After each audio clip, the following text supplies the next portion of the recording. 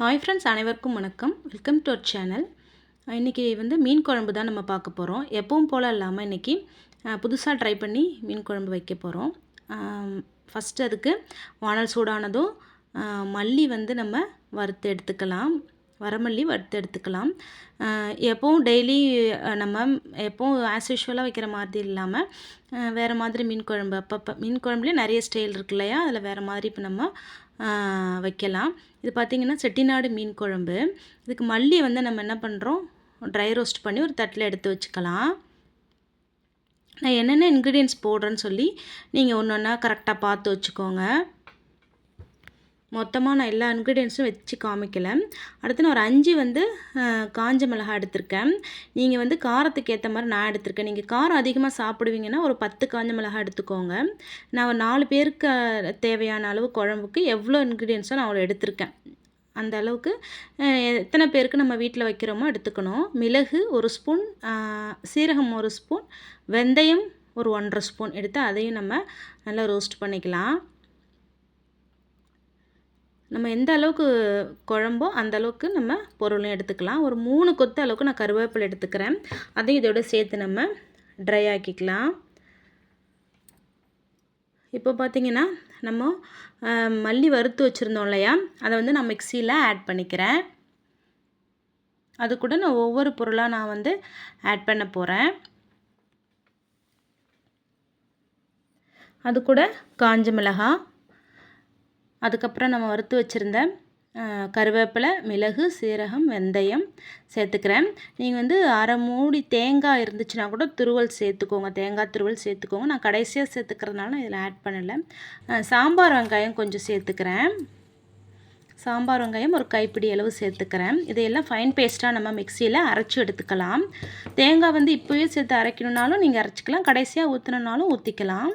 நான் கடைசியாக ஊற்றிக்கிறேன், அதனால் நான் ஆட் பண்ணலை. இந்த எல்லா பொருளையும் அழகாக நல்லா மிக்சியில் பேஸ்ட்டாக அரைச்சி ஒரு பக்கம் வச்சுக்கலாம். திரும்ப நம்ம வானலை சூடு பண்ணி எண்ணெய் ஊற்றிக்கிறோம். எண்ணெய் காஞ்சதுக்கப்புறமா கடுகு, வெந்தயம் போட்டு தாளிச்சிக்கிறோம்.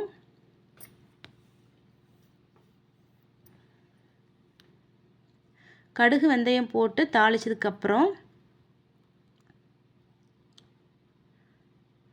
2 காஞ்ச மிளகாய் போட்டுக்கோங்க.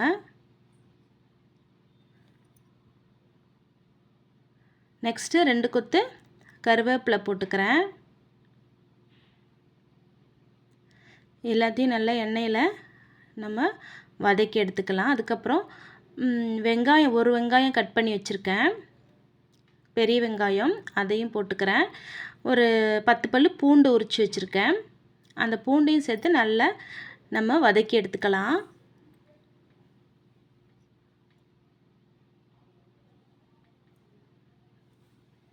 பூண்டையும் சேர்த்து நல்லா வதக்கிட்டு ஒரு 2 நல்ல பழுத்த தக்காளி கட் பண்ணி வச்சுருக்கேன். இந்த தக்காளியும் நம்ம சேர்த்து நல்லா வதக்கிக்கலாம். இது நல்லா வதங்கி வரும்போது நமக்கு நல்ல ஸ்மெல் வரும். நல்லா வதங்கணுங்க. எப்போயுமே வெங்காயம், தக்காளி, பூண்டு நல்லா வதங்கணும்.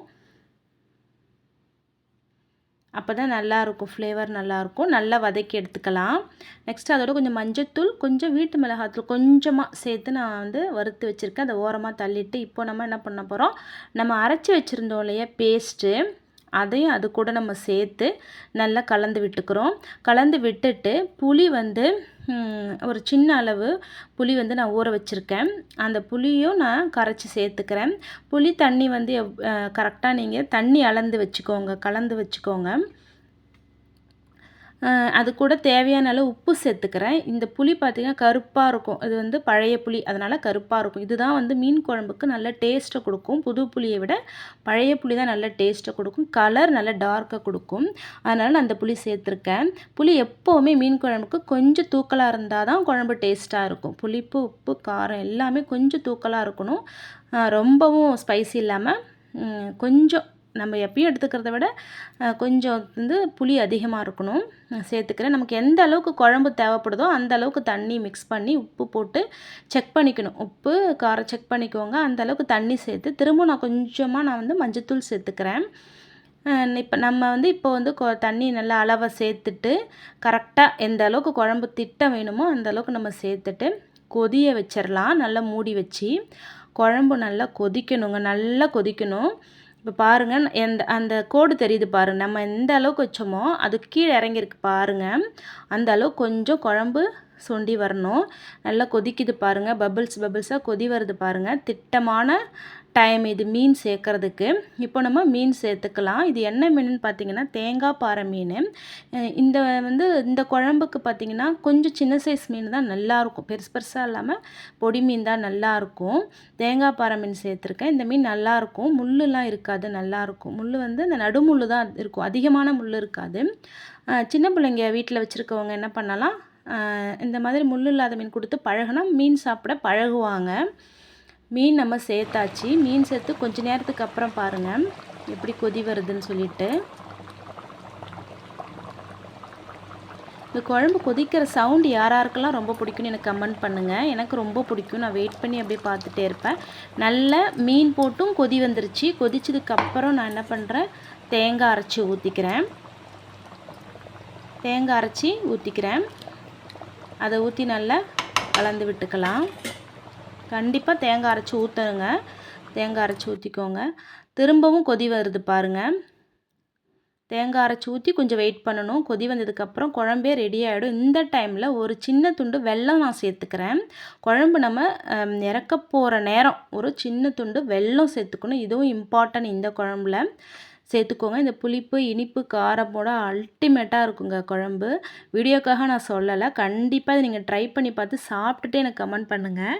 செம்ம சூப்பராக இருந்துச்சு. நீங்கள் ஹோட்டல்லலாம் மீன் குழம்பு போய் சாப்பிட்டிங்கன்னா என்ன டேஸ்ட் இருக்குமோ அது இருக்கும். ஹோட்டல்லாம் போய் நம்ம செலவு பண்ணி சாப்பிட தேவையில்ல, வீட்டிலையே இந்த மாதிரி நம்ம பிடிச்சதை செஞ்சு ஹெல்த்தியாக சாப்பிட்டுக்கலாம். இப்போது இந்த நல்லா ஆற வச்சு தான் மீன் குழம்பு சாப்பிட்டா தான் நல்லாயிருக்கும். சூடாக சாப்பிடக்கூடாது, கொஞ்சம் ஆறி அது ஆட படியும் பாருங்கள். அந்த டைமில் இன்னும் கொஞ்சம் குழம்பு நல்லா திக்காகிடும். அந்த டைம் எடுத்து சாப்பிடணும். அப்படியே மீனை ஒதுக்கி வச்சுட்டு அந்த குழம்ப போட்டு நல்லா சுட சுட சாதத்தில் பசைஞ்சு அப்படியே சாப்பிட்டோன்னா 2 நாளைக்கு இந்த டேஸ்ட்டை மறக்கவே மாட்டீங்க, நாக்கில் இருந்துக்கிட்டே இருக்கும். இதே மாதிரி நீங்கள் சின்ன சின்ன மீன் வாங்கி குழம்பு வச்சு பாருங்கள். சாப்பிட்டுட்டு டேஸ்ட் எப்படி இருந்ததுன்னு சொல்லிவிட்டு கண்டிப்பாக எனக்கு கமெண்ட்ஸில் சொல்லுங்கள். முள் இல்லாத மீன் தான் குழந்தைங்க விரும்பி பயப்படாமல் சாப்பிடுவாங்க. அதனால் நடுமுள் மட்டும் இருக்கிற மீன் அதிகமாக கொடுத்து பழக்கப்படுத்துங்க சின்ன பிள்ளைங்க வச்சுருக்கவங்க. இந்த மாதிரி செட்டிநாடு ஸ்டைல் மீன் குழம்பு இன்றைக்கி நம்ம வீடியோவில் பார்த்தாச்சு. இந்த வீடியோ ரொம்ப உங்களுக்கு பிடிச்சிருக்குன்னு நினைக்கிறேன், ரொம்ப லைக் பண்ணியிருப்பீங்கன்னு நினைக்கிறேன். இந்த வீடியோ உங்களுக்கு பிடிச்சிருந்ததுன்னு சொன்னால் லைக் பண்ணுங்கள், ஷேர் பண்ணுங்கள், கமெண்ட் கண்டிப்பாக பண்ணுங்கள். இது வரைக்கும் நம்ம சேனலை சப்ஸ்கிரைப் பண்ணாமல் இருந்தீங்கன்னா ப்ளீஸ் சப்ஸ்கிரைப் பண்ணிவிட்டு பாருங்கள் ஃப்ரெண்ட்ஸ். தேங்க்யூ.